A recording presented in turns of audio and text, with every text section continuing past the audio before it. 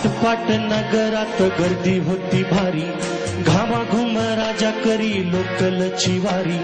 आटपाट नगरात गर्दी होती भारी, घामाघूम राजा करी लोकलची वारी. रोज सकाळीच राजा निघताना बोले, गोष्ट सांगायचे काल राहुनिया गेले.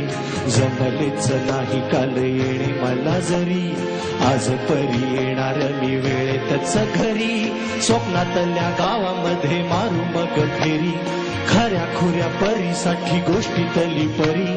बांधीन मी थकलेल्या हातांचा झुला, दमलेल्या बाबाची ही कहाणी.